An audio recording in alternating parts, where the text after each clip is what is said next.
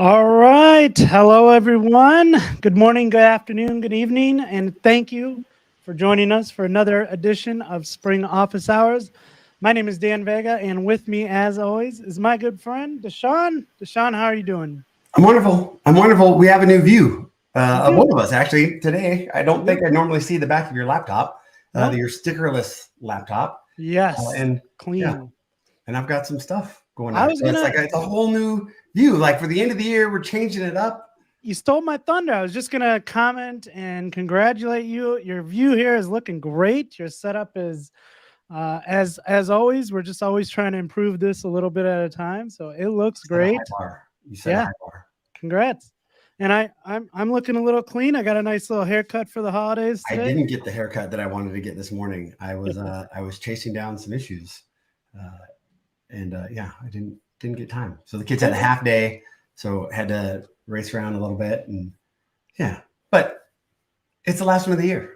Yeah, That's last it. show of the year. We have I just realized that I didn't have my headphones in. Crazy.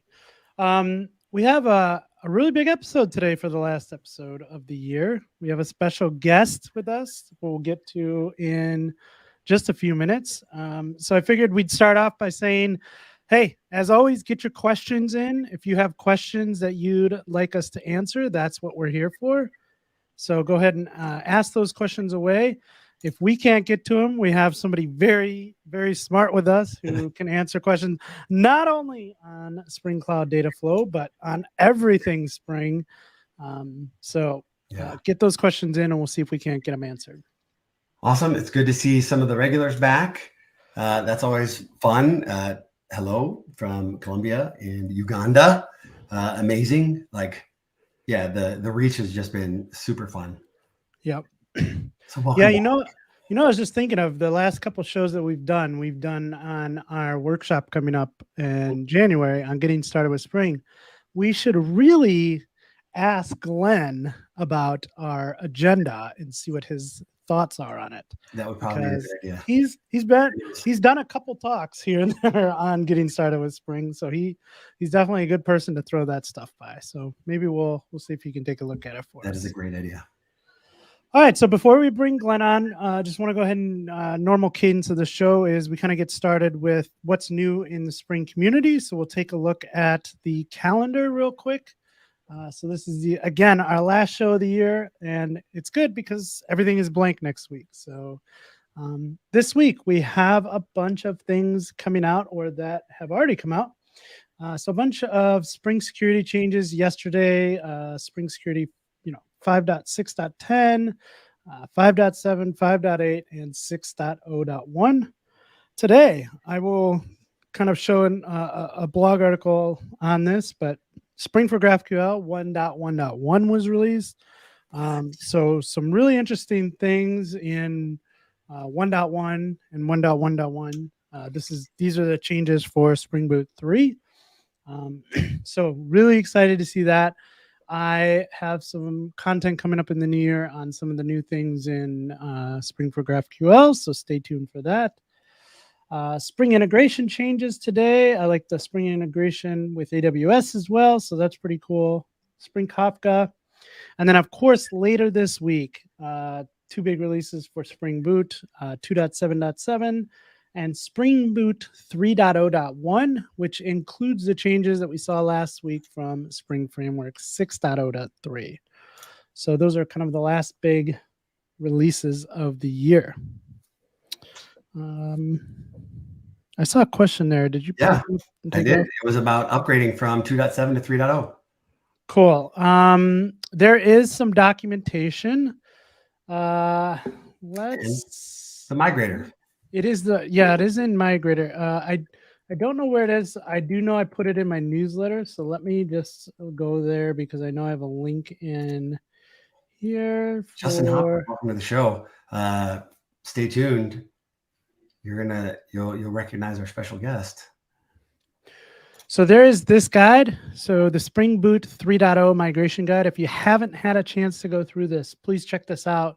Whole bunch of really good information on if you're moving from 2.7 to 3, this is what you want to do. If you're not on 2.7 yet, and you're on like 2.4, maybe don't jump from 2.4 to Java 17 and 3.0.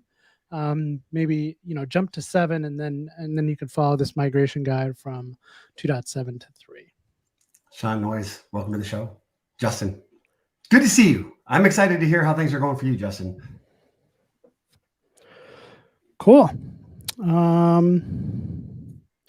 right. Yeah, I think that's it. I don't want to waste too much time on this because I want to get our friend in here and talk to him and see how he's doing. So let's do that now. Yeah. Let's bring him in. Hello. Whoa. Wait a minute. No. I'm not the special guest. It's the guy right over here. This guy. Oh, go get him. Yeah, go get him. Bring him over. No, it says right here. See what it is, folks. You don't know. The special guest is somebody randomly chosen from the audience. So... Wait a minute. Why is everybody logging out? Well, we have a Slack channel, and we pick a random person in the Slack channel, and Glenn won today. Dang. So good Glenn, to see you, folks. Hello. Good to see you. For our audience members who may not know you or what you're doing here, can you give us a little background on who you are and what you do? Oh, sure. Folks, my name is Glenn. I've been working for Spring for going on about 10 years. I work on Spring Cloud Task, Spring Cloud Data Flow, Spring Batch, and when Oleg lets me, occasionally actually work on Spring Cloud Stream. So when I'm not doing that, I'm on the board of directors of Atlanta Java User Group, which means I'm on the board of directors of DevNexus as well. So, and I am the partner to my wife for 29 years and 2 kids. So, woo, there we go. That's awesome. Cool. So speaking of DevNexus, I don't know if you should be the one I'm thanking, but I did get a little letter this week saying I have got accepted to DevNexus. Both of y'all did. Isn't it great? That's awesome. Oh gosh, I've got VinCat, you folks, Cody, Spencer Gibb will be there. I love Spencer. Oh gosh, who else is coming? Glenn will be there? Who's that? Yeah, I'm actually there, I think. Jonathan Ivanov, he's going to be giving a presentation on metrics and observations, the new stuff for Micrometer. Check that out. I'm trying to think. There's like so many. We've got a Spring Cloud security talk coming in from one of our folks. It's going to be a really, really, really big year this year. So Whitney's coming. So yes. So it's going to be a good year. This is just so I have my dates right too. This is going to be on April 4th through the 6th. Yep, 4th is a workshop day. The 5th and 6th are primary. The main days. I think we're at $450 for a ticket, and so that's through February. So it's probably like the cheapest, large scale Java show out there, at least in the US. I was just going to say that seems very affordable from the numbers that I've seen from other conferences. So yeah, we are actually nonprofit. It's hosted through the Atlanta Java Users Group. So awesome. I was teasing DaShaun a little while ago that I was looking through my salary that I get from DevNexus, and it usually looks something like a jacket, a bag here. So it's just it's an act of love and of just for the community to share technology and Java and just be a part of it. So, folks, if you're looking for a conference that's pretty reasonable, DevNexus is it. So that's really great. How did you get involved in that to begin with? So I was going to AJUG and I knew a gentleman named Gunnar Hillert, and Gunnar said, hey, I want to come to DevNexus. And I went for the first time, really loved it. And I said, hey, can I volunteer? And they went, yeah, volunteer. Awesome. And I volunteered a couple of years, and they went, would you like to join the board of directors? And I went, sure. And so that was, oh my gosh, that's been about 11 years ago now. So been a part of it for 11 years. Watched it grow from like 500 people to like the peak in 2020 of like over 2,500 people to come. And it's like I said, I think it's just we got great speakers that come in, they give great discussions, great talks. And like I said, the hardest part is when you get all these talks that came in when the call for papers, and you're like, wow, these are great talks. Which ones do you pick? Yeah. And so it's just awesome. So like I said, if y'all are looking for a reasonable conference to go to, it's in Atlanta, Georgia, April 4th through 6th. If you're looking for a workshop, Venkat's hosting one workshop, and he'll be there. So go out to devnexus.com and take a look at the schedule. And if it's like what you like, hop on board, purchase a ticket. That's great. I love that story too, because I mean, it's important advice for not only junior programmers, but really anybody in programming. One way that you could really help out is by getting involved in anything, and it may not Yes. lead to monetary rewards, right? But like just saying, hey, I want to volunteer, and maybe you work a desk one year, and then, hey, this is something I really like doing. And then you get more involved, and now you're on the board, and you're going through CFPs. And this story I've heard resonate throughout the community, whether it's a conference or working on an open source project. Maybe you just start by helping out with some documentation, and then you get really involved, and now you're a main contributor on this project. So if you ever get a chance to like get involved in something you're interested in, take it. It may lead to like bigger and better things for your career. So yeah, touch base with Great to your hear. local user groups. Your local Java user group is a fantastic place to get started and volunteer. I know they always need people to hop on. for sure. And I've done a couple of talks on getting started in open source. And sometimes, folks, the best way to get an open source involved is not only just to look for the tag of, go into go to the site and look at issues. A lot of times they'll have for first-time contributors, right? Mhm. Look for those tags. The other thing to do is just jump headlong in and say, read the docs. When you see a hiccup in a doc, submit a PR. Like I tell folks, I think it was the last talk I gave, I say it took me 3 hours to figure out what was going wrong with something, and it was actually a documentation error. So you Yep. don't think doc errors don't cause a problem. Wait till you burn 3 or 4 hours and you go, Yeah. oh, the doc Yeah. is wrong. Yep. And so Yeah. And please, and even just to back it up one step, even just using that open source software, you may yes. use it in a way that's nobody else has ever used it before, and help the team realize that, oh, I didn't think someone would actually use it like that. Absolutely. Absolutely. Stretch the legs there on the project. Yeah. Cool. Well, I'm excited for DevNexus. I've never been, so it's gonna be my first time there. I'm excited to be there. Your first time too? It'd be my first time. All right. Sweet. Welcome, folks. Can't wait. I love the Atlanta area. So, well, except driving on those freeways. Just hit MARTA from the airport. Just get MARTA from the airport. It's right off the line. And so y'all are in good shape. No driving required. So just hop on to MARTA. 30 minutes later, you're there. Awesome. Cool. All right. So what are we talking about today? What are we gonna discuss? Well, I thought we would start today, kind of talk about like a Spring Cloud Dataflow 101, but I want to do it as like a story. I like it. I like stories, especially this time of year. Get to share, like I tell folks, there's two types of storytellers out there. They're the great storytellers, and then there's me. But sometimes the story is what's important. And I think this story is a solid one on what Dataflow can do for you for orchestrating your streams and even orchestrating workflows for your batch applications.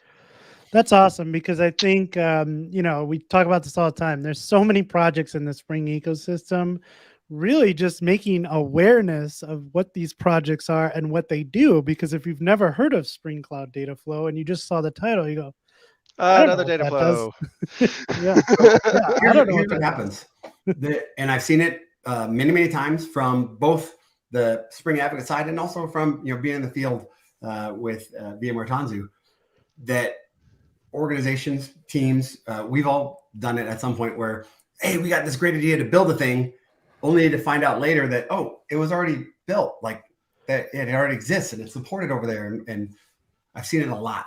And this is an example of one of those things that I've seen homegrown out in the wild, where, hey, did you know that Spring Cloud Dataflow does a lot of what you're doing and more? Right. So yeah, this getting awareness of the projects that are under the Spring Boot, Spring Cloud umbrellas, getting awareness is an important part of what we're trying to do. Yep. Well, sweet. I appreciate y'all doing this. I've actually caught several of your shows, and I think the fun part about catching them is I listen to like the questions people ask, and sometimes I'll chime in on an answer really quick. It's like, oh, this, oh, this, oh, I know what that is, or oh, I don't know what that is. That's a good question. That's the nice thing. Also, is we are getting, the Spring team joins in. So when you're asking your questions in the chat, it's not just us, right? There's others from the Spring team oftentimes in the chat, and they're going to be the ones that are answering your questions. So just a reminder, don't wait until the end. If you leave without your questions being asked, that's on you. I always say, if you eat dinner at our house and you don't eat, you go home hungry, that's your fault. Like, come, bring your questions, ask them. That's the way that this works. Ask your questions and put them in the chat, and we'll bring them up and we'll put them on screen so that we make sure to get back to them. If we don't get it in the show, we'll get back to it offline. And when we say, if we don't know the answer to those questions, we'll go bug the people that do. Glenn is one of those people we bug. Yes. We've been trying to get Glenn on the show. I think it was like after like episode 4 or 5. Like, oh, really? It's early, oh, wow. early. Yes. Yeah. And well, we got Spring Cloud out this week. Yeah, hey, we did a lot of cool things. It was a busy time. It was a really busy year. Yeah. It was exciting this year. Oh, I mean, native, micrometer updates, Jakarta. I mean, go. I think I talked about it last week. Go catch the keynote from Jurgen. I mean, from oh my gosh, yeah, watch it. It's like, yeah, folks, this is a big year. I mean, Java 17 baseline, and another year Java 21 baseline. I thought he did such a great job of we all have heard the highlight features, but he really did a great job of breaking down each of those and what that meant to actually making it into Spring Framework 6 or Spring Boot 3. So exciting. Oh, it is. It is a lot of stuff to play with.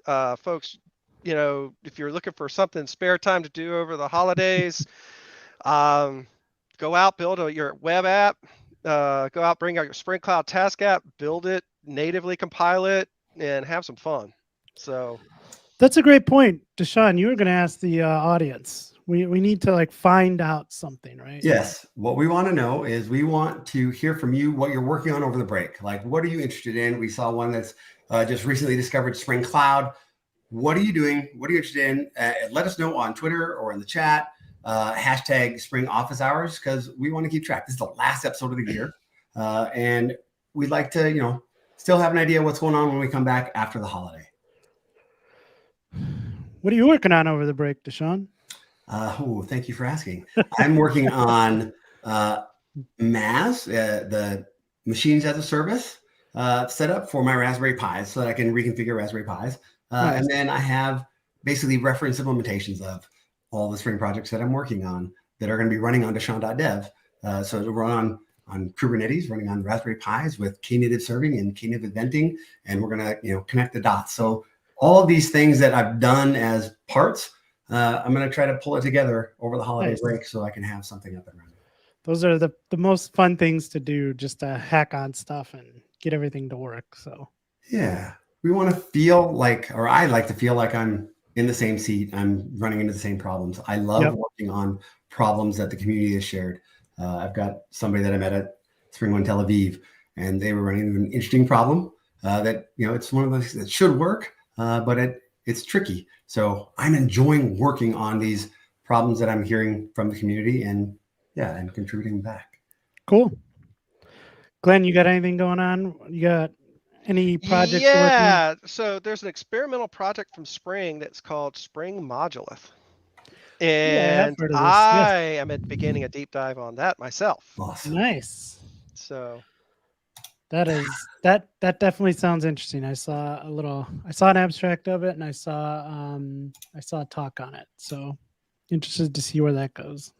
It is really cool how they break up a project into modules and just the communication, the observations of them, creating that clean interface between the modules, and then not only that, just the documentation. I was like, oh, what have you done, Ollie? This is good stuff. And so deep dive for a long time.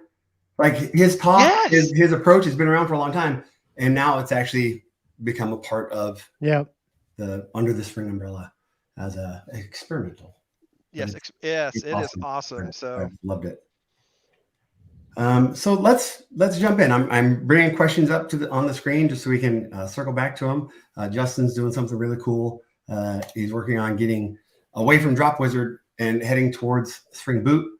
Sometimes that's difficult, depending on your org. Sometimes there's gravity and baggage and stuff that goes along with it. So yeah, I'm excited to hear how that goes for him. Yes, James, that sounds like a typo, James. I will talk to the Spring Security team and get that updated. Thank you for letting me know. Obviously, that's Java 17. 17, yeah. I was like, wait a minute, 6? Oh, wait a minute, that's wrong. And I'm also looking. There's another question on the Spring Security reference docs as a single HTML page. I'm not finding it. That's what I was looking at over there to see if I can find a link for that.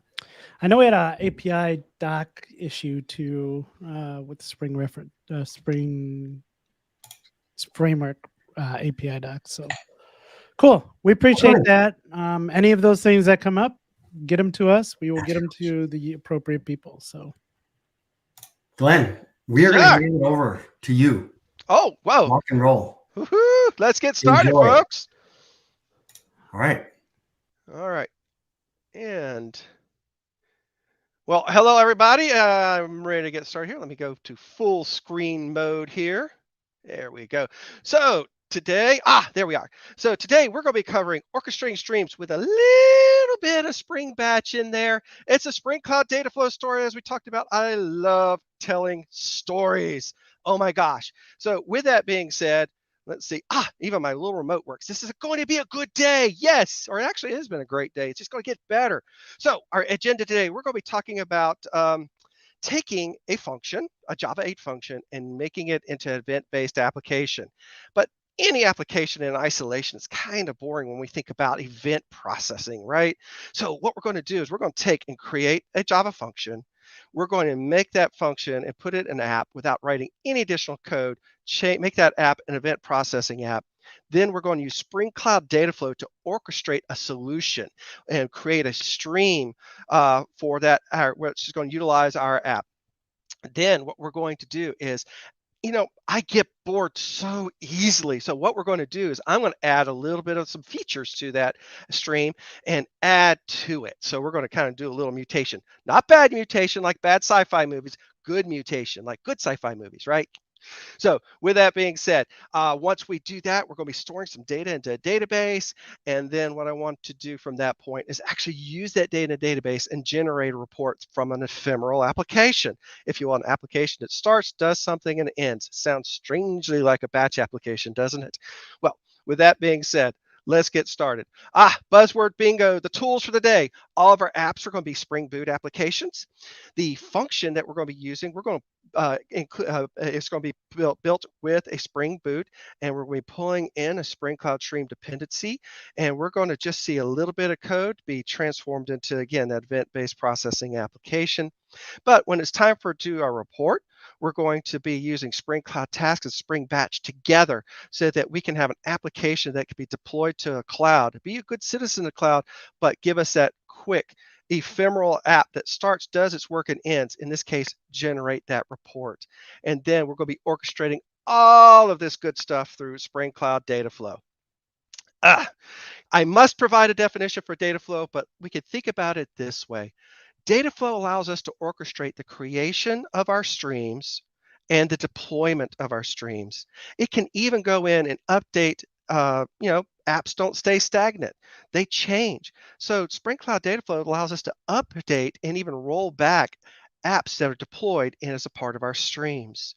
But then what we also can do through Dataflow is to create batch data pipelines where I can launch batch applications and run one, and then after it successfully completes, run the next, and then the next, and even, hey, this one ended with this exit code or this status, call this batch app instead of this one.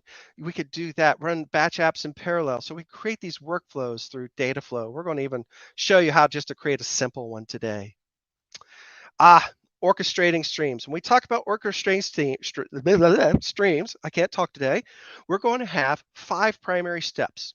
The first step is we're going to create the stream. We're going to design that stream definition.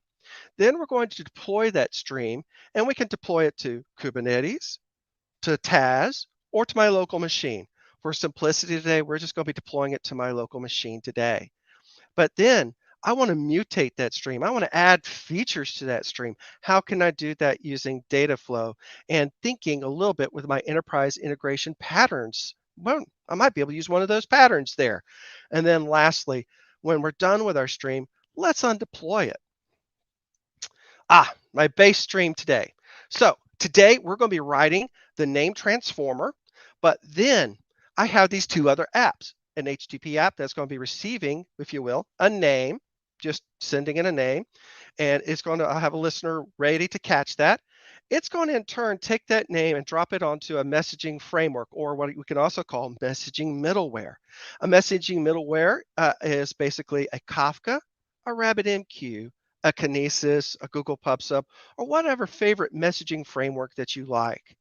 In this case, we're going to have an HTTP app that's going to catch that name, and it's going to drop it onto, in my case, a RabbitMQ that I have running on my machine, and it's going to drop it onto an exchange.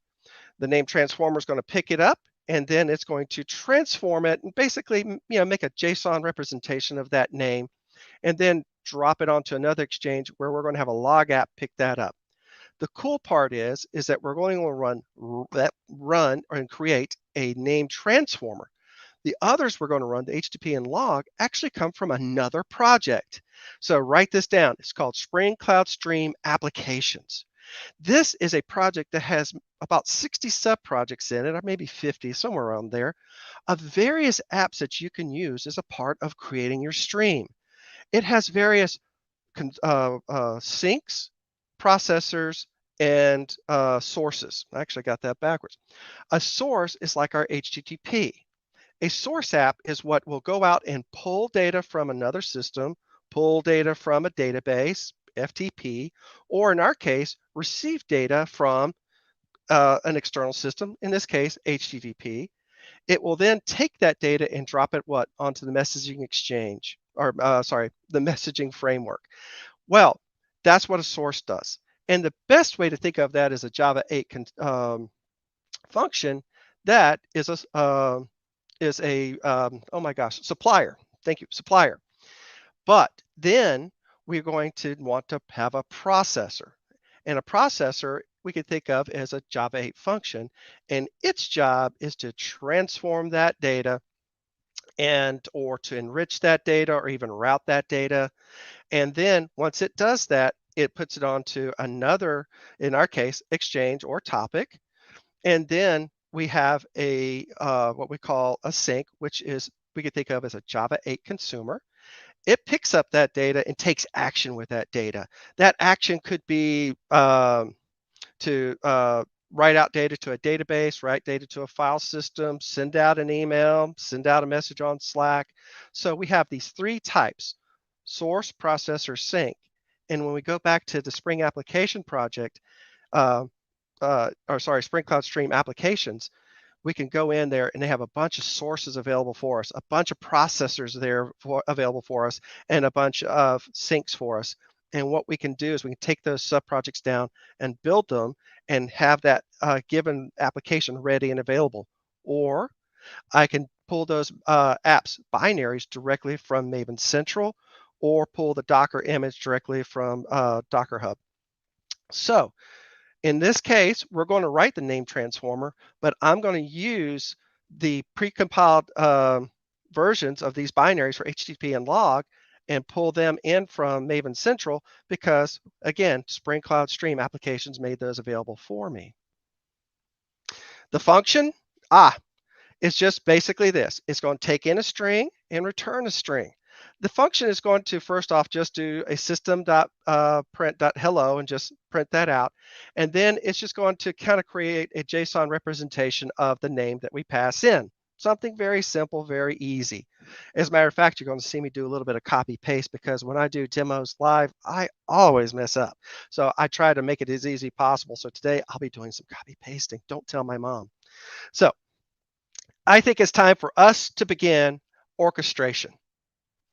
Well, the first thing I'm going to do is I want to create my first app, which is the name transformer. It's going to be a Maven app. I'm going to be building it off of boot 3.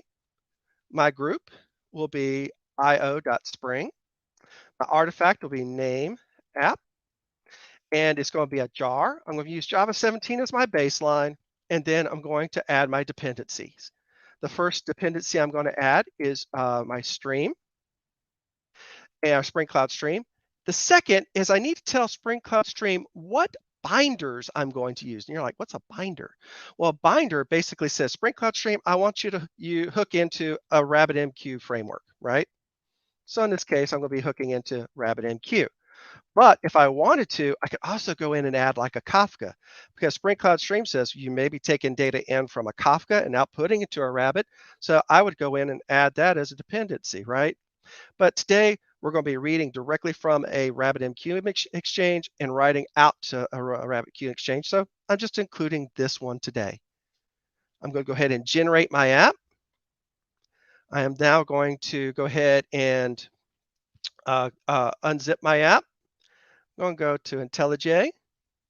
I am going to open my app here. Let's see. There we are. I'm going to open that up. And I'm going to go ahead and go full screen on here. And while it's getting set up for the world, I am going to do a couple things. I'm going to zoom in on a couple of key points. One, we see that we included the binder Rabbit. So that piece we know about, and then the Spring Cloud Stream. Now, if you're following me today, and at least for the next couple of days, you may see this dreaded message. Oh my gosh, failed to transfer this little bit right here. Well, what we have is a little hiccup, and the Spring initializer team will be updating this as soon as they get back online. And what has happened is we no longer need this dependency right here. And that is to include that test binder like that. So what we're going to do is do this. We're going to get rid of this and see if I get this right the first time. And we're going to say test binder. So this was a hiccup that was reported today.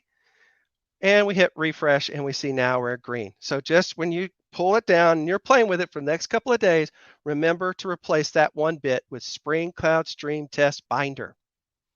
Okay, now it is time to copy paste. Yes, don't tell my mom. Y'all, I think I heard silent confirmations that y'all will not tell my mom I did this. All right, here we go. We're going to do a Control C, go back here. We're going to zoom out on that just a little bit. There we go. All right, first off, yes, I want to import the bean class. Yes, I want to include the function class. There we go. So we're done all of our imports. Our app is ready. That's all the coding we had to do. A little bit dependency update. Shh, that's a little those things happen. But this is all the code we had to write. It's my function. We're done. Now, what will Spring Cloud Stream do for me? Now, out of the box, Spring Cloud Stream says, look, out of the box, what I will do is I will go ahead and create those exchanges for you. And I will use the name me as a default portion of the name. Let's see what that looks like. We're going to go ahead and run our app. It goes off, does its magic, and we will go to our RabbitMQ. I was supposed to show you this to you before. Oh, crud, I forgot. Well, before we just had the default AMQPs here, right? But now we see that it added the name me. That's the name of our function. It created an exchange for inputting data in and an exchange for the output. So this is where we're going to be sending the data parameter in. The results will always send out to this name me.out.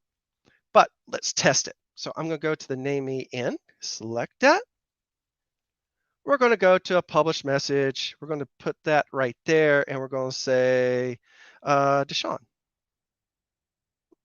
I spelled it, DaShaun. There we go. And we're going to publish that message. And we see that, yes, we actually did receive the message, the app is working. But we're saying, well, Glenn, whoop, hold on. Creation of exchanges or topics is a protected resource in our company. We just can't create those on the fly. Spring Cloud Stream respects that, and it says, like, you can set an option that says, do not create these by default, right? But you're like, Glenn, we really don't name things. Name, the name of the function -n-0. Well, let's change that to something that maybe makes me feel a little bit better on how I can get my data into my function and get the data out of my function. So what we're going to do is we're going to change and give a soft reference to this name and for the input or the inbound into my function, something that's more meaningful to me. So we're going to go to Spring. Let me zoom in on that. Spring Cloud Stream function dot bindings. And I want to now give it a softer name, or if you will, a logic name for it. In this case, we're going to call it, again, name me -n-0. Whoop, that's right, that's 0 equals, and then we're going to say input, something basic. Now, I'm going to do the same thing here for my name me -out -0 -out equals output. Now, if I rerun my app, let it go do all that good stuff, and we're going to go back here. We'll just go back to our exchanges, and we'll see that we have now an input and an output.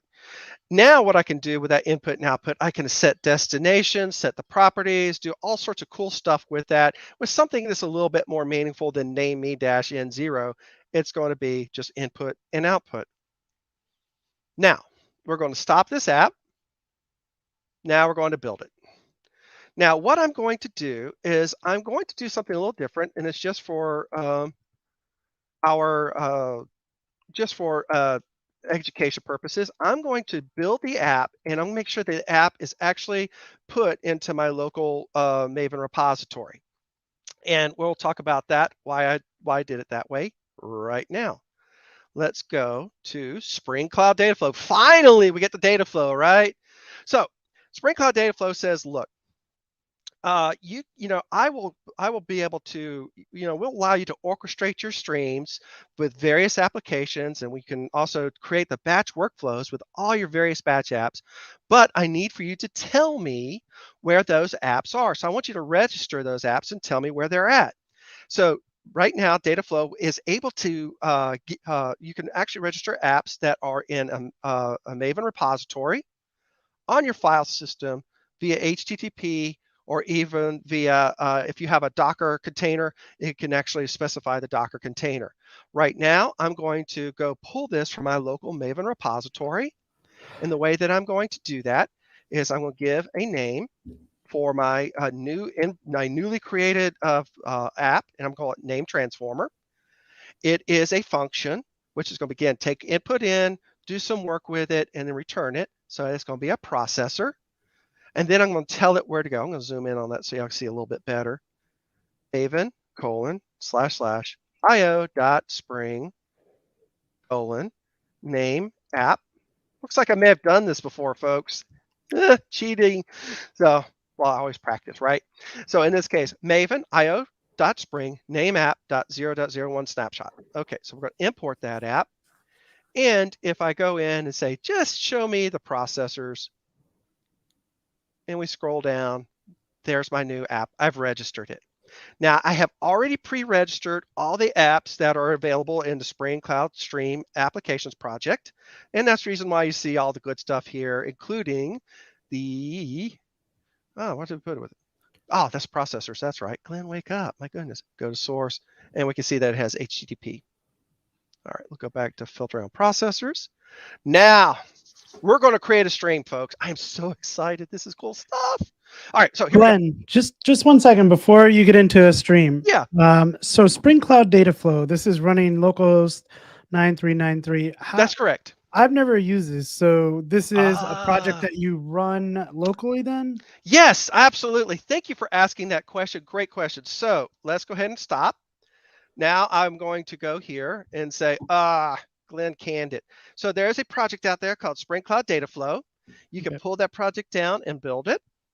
And we also, I believe, have that also available as a binary, but you can take the Spring Cloud Dataflow project down and build it. And it's just basically a Maven clean package. There's instructions on building it, various and some of the tweaks you can do.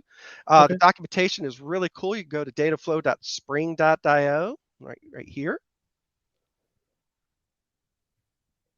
And look at that. And then you could go to documentation, installation, and have some fun. And Nice. today we're using just the manual install where I just did a wget. I pulled it down. Ooh, there's a Docker Compose, my favorite. Yes. And we're updating all this good stuff. So there you go. But Perfect. so right now I'm going to go ahead and kick that back off. So I'm kicking it off. And the only thing that I have right now is that Dataflow needs a database to hook into to be able to store all these good definitions. So I have a data source that's hooking into a MariaDB that I have. And it basically auto configures it. And we're just kicking off from there. Nice. Thank you for asking that question. Perfect. No problem. Thank you. No, thank you. No, thank you. Oh my gosh, we got to go to the police folk, not police, but the polite folks. You know, how polite can we be? Yes, Glenn can be super polite. So back to this. Great questions, folks. Thank you. Keep on asking. I can't see anything, but I will afterward. But if you ask them all a lot, they'll break in and say, Glenn, you missed a very important part here. So in this case, I'm doing a drag and drop.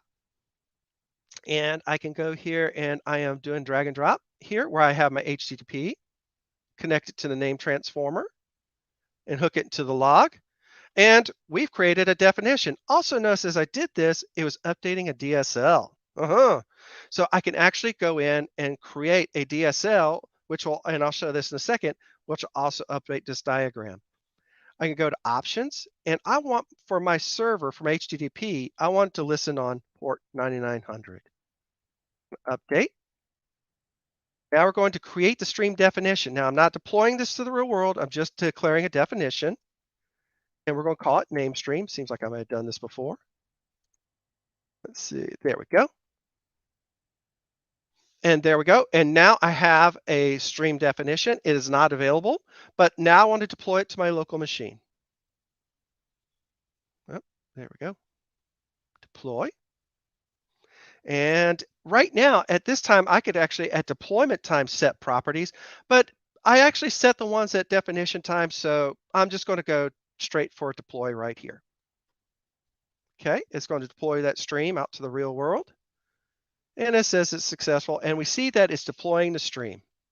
I can hit refresh, and we see now that it is successfully deployed. I can go select runtime and actually view the state of each of the apps in that stream. I'm now going to click view some data, or sorry, get some view, or get a view of some of the setup for this one. It's deployed to my local machine. You can get your port. You can also get the standard air, standard out, the URL for that project or for that given application. In this case, I am just going to capture the standard out file that's writing out to. And if you're on Kubernetes, it would actually give you some of that pod information. So it's very specific on what it returns based on what you need. So we're going to go back to here and we're going to do a tail-f.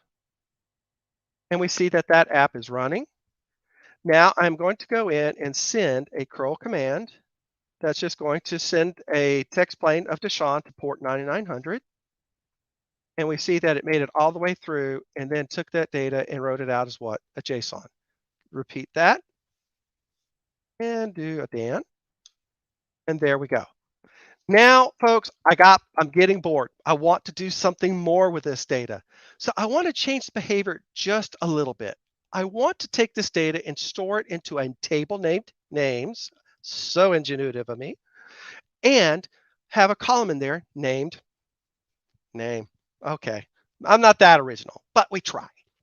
So how can I do that? So let's go back to our streams and we see that we have our stream here. We can even break it down, get a little image of that. And we see that we have our stream. We see it's deployed, it's rocking. But now what I want to do is I want to get a copy of that data right after the name transformer and sent to another stream without affecting this original flow.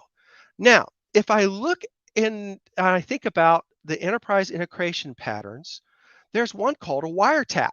And a wiretap says, look, drop in get a copy of a message and without affecting the original flow and send it to another stream. Let's see if we can do that. So I'm going to create another stream and I'm going to call it name. Well, in this case, I will name it later, but I want to tap name stream. And let me put the right indicator there. But I want to tap it not after the source, but right after that processor, which was called name transformer. And now what I want to do is I want to send this data out to yet one of the other Spring Cloud Stream applications. And this one we want to hook into is one that's called JDBC, which will actually take and store this data onto into a table on JDBC, in a JDBC database. So what was that look like? But notice I didn't do a drag and drop. What did I do? I just typed it up here and it auto added it. So I'm going to create the stream and I'm going to call it DB stream. I know, highly original. And we see now that we have our name stream going, it's deployed, and then we have the DB stream, it's undeployed. So what I can do now is I want to deploy it, but I forgot a couple of things. I forgot to tell it what database I'm using, what tables I want to update, all that stuff. Well, I could put it in a definition, but sometimes you don't want to store passwords into a definition. You rather do that at what? Deployment time via the environment properties, right? So we're going to do that right now. I'm going to go to my JDBC, and my browser already entered this stuff for me. I shouldn't have said yes, but now it knows it. So shame on Glenn for doing it earlier. But I still have a couple of things here I can add. And we're going to go here. And I'm going to tell it the driver I want to add. And then finally, the URL to the database that I want to update.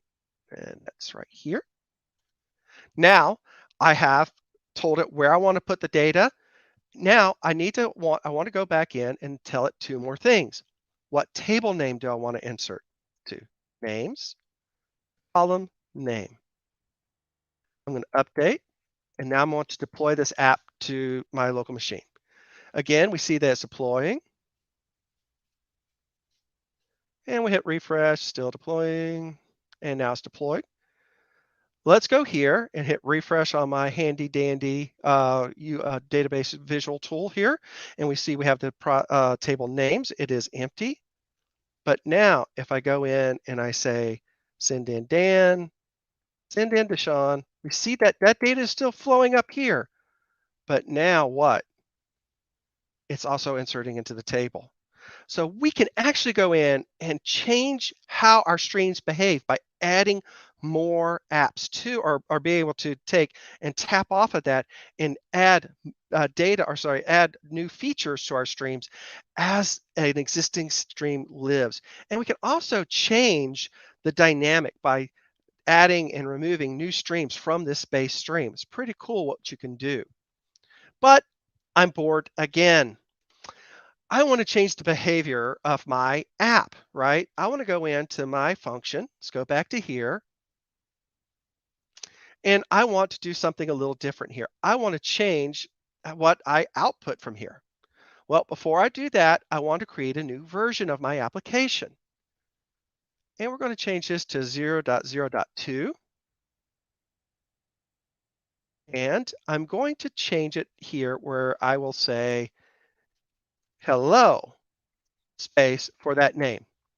Now, what I'm going to do is build the app once again. But this time, it's going to create a 0.002 version of that application.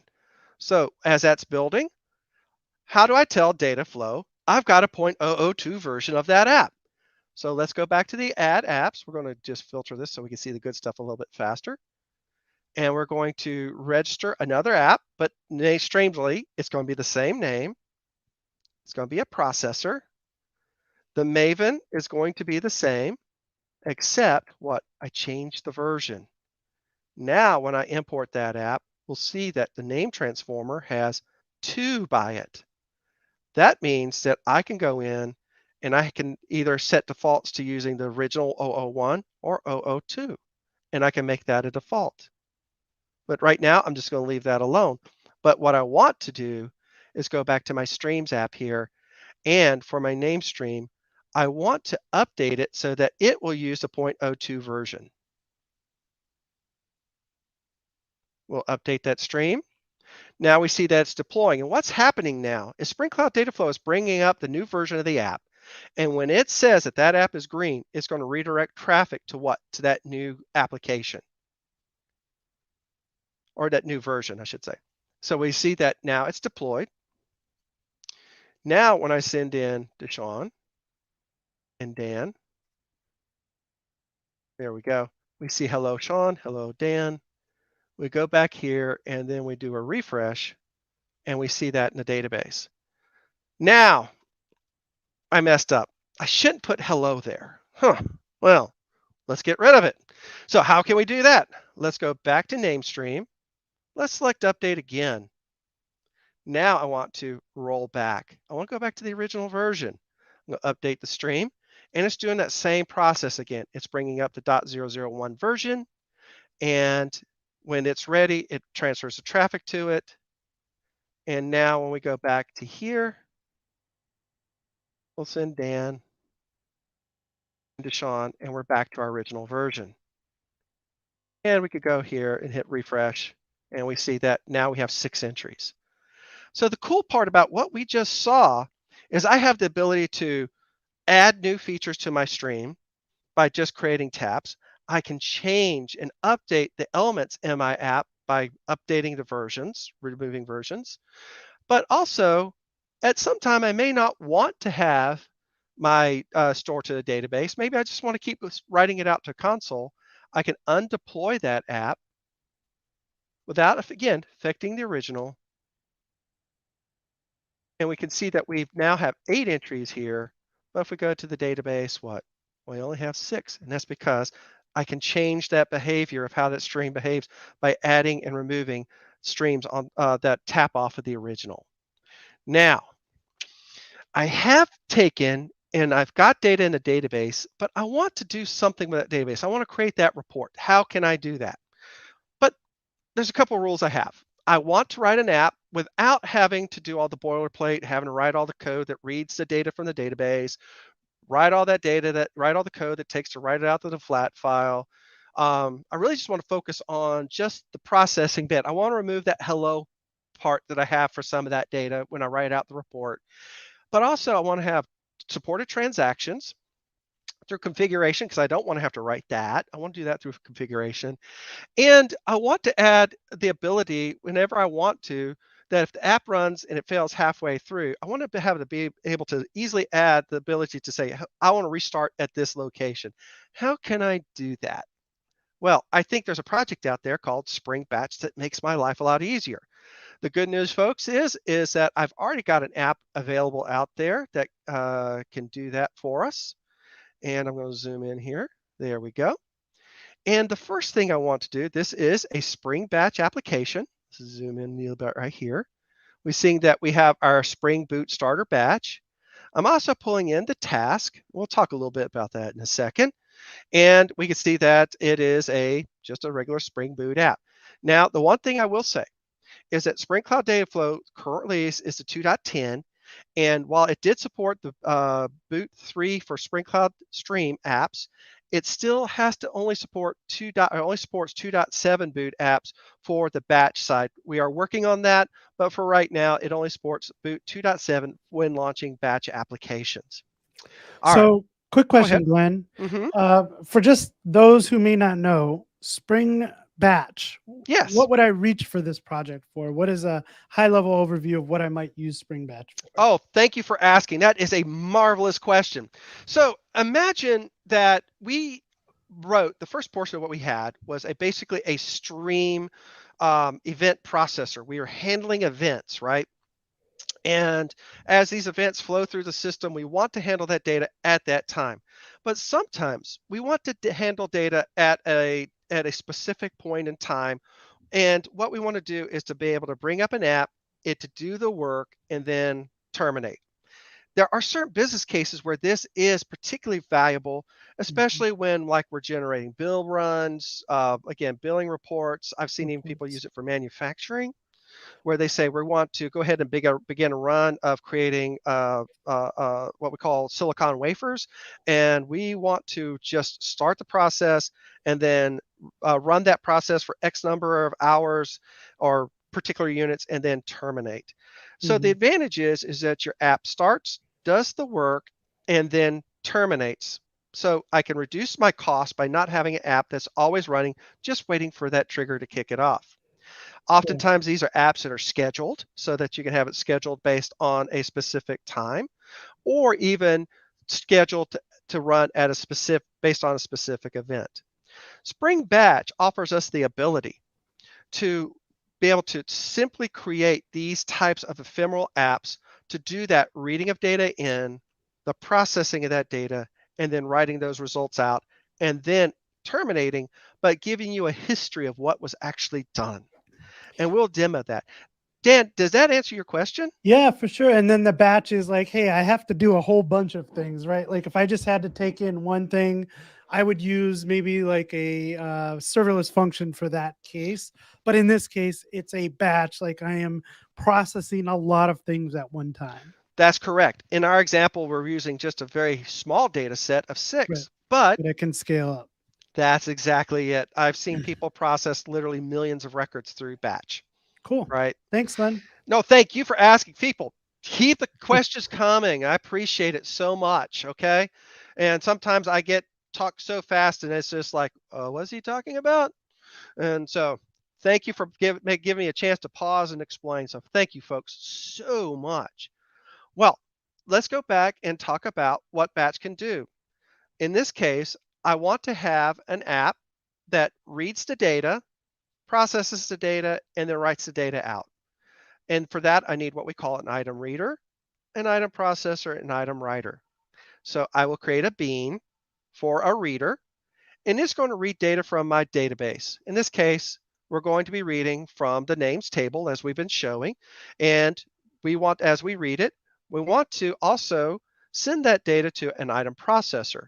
The item processor in this case is going to, is a little bit of code I wrote, and it's just going to remove hello if it happens to be there. Else the data just goes straight through as is. But then I want to have a writer. But again, I don't want to have to write all that code out there. Spring Batch provides us a flat file item writer builder. And in this case, I hard-coded this location of the report, but you can set that via property. And then I can say, what encoding do I want? Delete if it's empty, force a sync on it, delete if empty, all this good stuff, right? And then I can say, what kind of aggregator do I want? Do I want the data to be pipe delimited, CSV delimited, space delimited, all that good stuff. So I can do all that through configuration. I don't have to write all that out. But then once I specify my writer, my processor, and my reader, then I create a step. And my step says, look, I want you to read these in five chunk segments. And as we read through the 5 chunk segments, I want you to do a commit. So we already have this built-in transactions that you have available to you. And you can even change up the transactions, the ways at which it does transaction, again, through configuration. But then what we're doing is that is a step. And from a step, what we have, the overall controller is what we call a job. A job will launch and run the steps. In this case, we have a single step. So it says what I'm going to do is just run that one step. But from Spring Batch, I can have multiple steps, each step having reader, writer, processors, but as well as also can run tasklets. And then what will happen is I can say start on a step, dot next, the next step, then the next step. And if a specific step returns a certain value, I can say run step A or run step B based on the condition. I can also make them parallel. I can do I can run steps in remotely. So there's a lot of value that Spring Batch brings to us to simplify this type of batch processing. Many cases, people, when they're moving data off of a mainframe or apps off of a mainframe, may use Spring Batch to be a replacement for that, right? So as they move them off the mainframe, they'll write a Spring Batch app to implement that behavior. But now we are ready to run this app. Actually, we're not going to run it there. We want to build it. So as it's, again, I'm just putting it to my Maven repository. And so what we're going to do is I need to tell Dataflow about it. So we're going to zoom back in, and we're going to switch what we're going to view to tasks. We don't have any yet, but we will. And we'll register one more app right here. And we're going to call this name report. Seems like I've done this before. This time it is a task. And again, it's Maven. We're going to tell it where to go. ido.spring. In this case, again, it's in my local repository. And it's name report. We're going to import that. And now I have my task definition. And now what I want to be able to do is create the task definition. Now what I can do is I can drag and drop the name report, and I can connect it. Oh, if I can get this right. Let's see. There we go. But let me show you this one. Well, I'll tell you what, we'll go for the simple case first. If we have time, we'll discuss. But what I could do is also put other apps. I can register other apps and actually build a flow of apps to launch. So I'm going to use this as an example.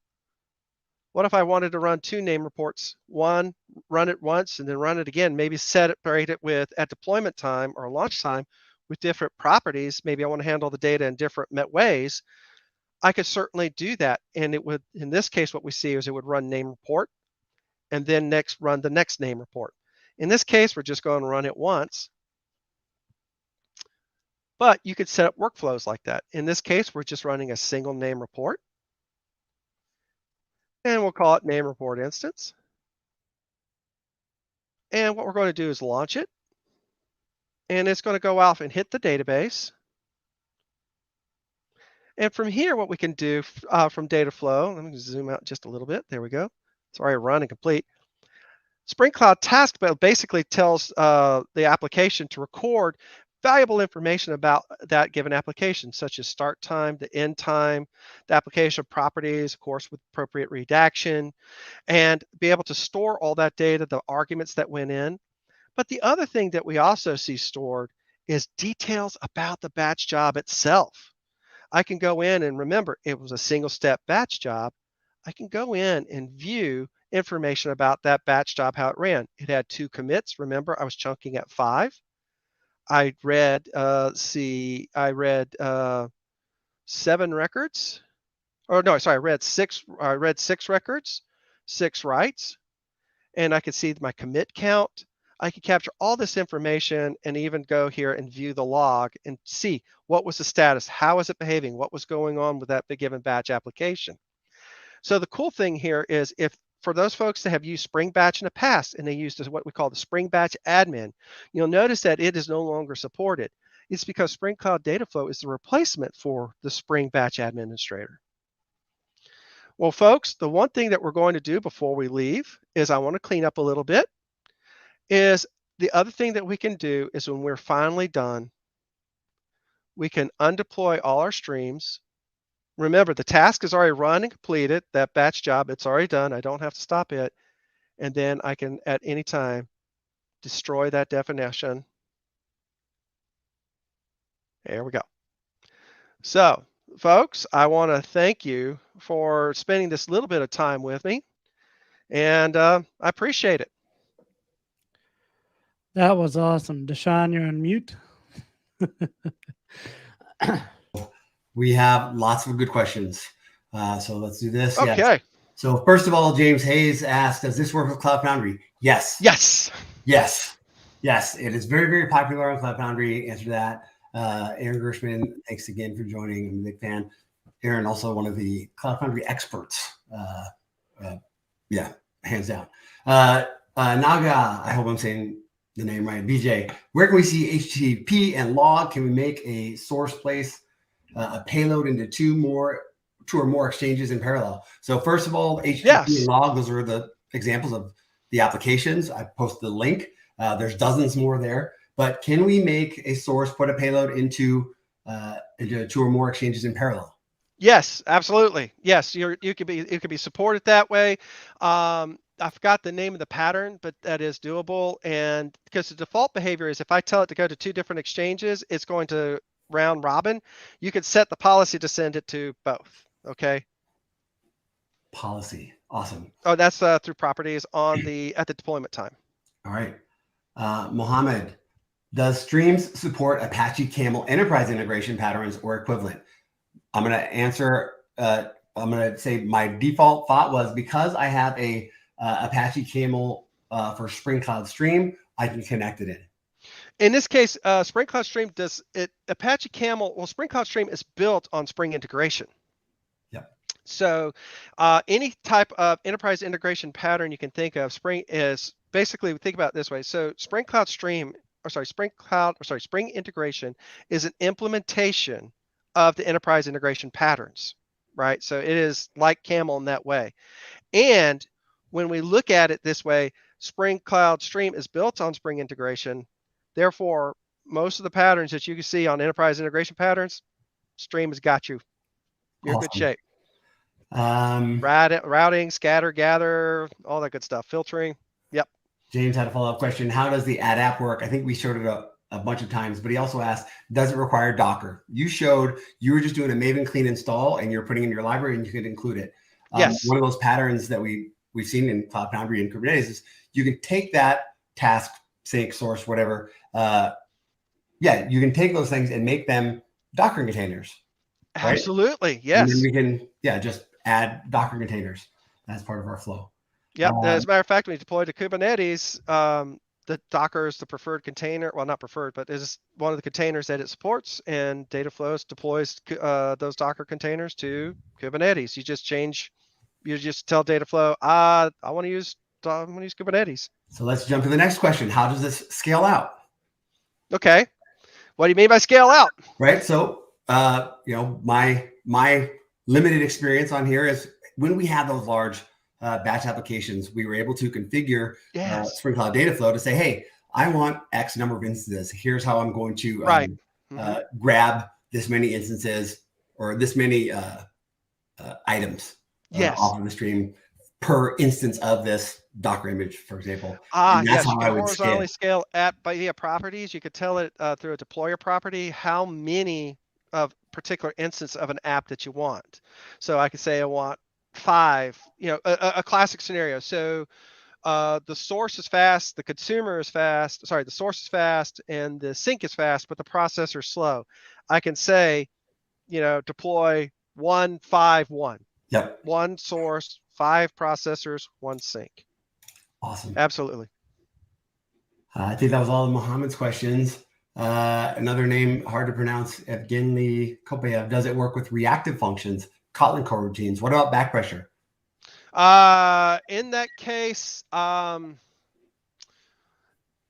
with the app, basically, you can write reactive-based functions for Spring Cloud Stream supports reactive-based functions. So any of that features that you get from the Spring. So the thing to remember is that Spring Cloud Stream is built on 2 different things. I said Spring integration, it's true, but also Spring Cloud Function. Yeah. So anything you can do through Spring Cloud Function, Stream supports. And remember, Spring Cloud Function basically works with 3 function types: function, supplier, consumer, which you could basically do anything with those 3 types. So yep. And Andre, question: could I create a decision flow on a task as well? Yeah. Well, in a task, as we talked about, like if you're talking about are you talking about how we do the applications? Yes, you can. I did a very simple flow where it was very linear, just where I dropped the same app twice. You can say based on the exit code or based on the status of the batch or task, you can create a conditional flow on that. Yes. So to kind of share an example, from the past. Oh, absolutely. So let's say this. So when we think about a task application, we're thinking about ephemeral app. And you can think of, if you're in the Kubernetes world, you can think of it as a job, right? So let's say that I have task A runs, and it returns it can return a 0, 1, or 2, right, as an exit code. What you can do is at that time, you can set it up where it says if exit code, you can, as you draw it out, what you're going to do is you're going to draw one app, then you put like your other 2 apps there. Let's say task B and task C, and it says if it returns 0, run task B. If it returns 1 or 2, run task C, right? And then end, right? So that way you could create that flow. Again, you can also say, I want to run task A, but I want to run after task A is done, I want to run task B, C, D, E, and F in parallel. End. And then you can create, I've seen people create some very, very, you were talking about earlier, like, Glenn, what was your test case? I put 50 apps in there, and someone said, well, I'm doing about 150, and I went, wow, that's great. Yep. And it was a question of they wanted to do a particular flow, and I was like, wow, that's interesting. I hadn't saw that before. And so again, what did we do? We added a feature to support what he was doing at the time, but that was, again, yeah, go for it. Awesome. It's a great project. I've had a lot of great experience with it in the past. The story on my side was, they were at that point where they were deploying this application across a bunch of VMs, and their experience for support was, let's log into the boxes and look at the logs from all of those VMs, right, at scale, dozens.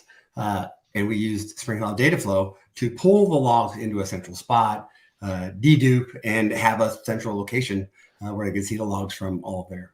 And I think the good thing is when you look at a problem, I want folks to think about it's like, when you look at it's like, what is the best solution to what we're trying to solve? In many cases, we're now moving more to an event-based structured world where we want to handle the data at that moment.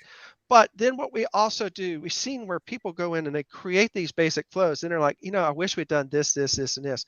So you want to be able to add those, like you saw, where you're really tapping off and you're creating these new flows that gives you those new features as you discover them without affecting that original flow.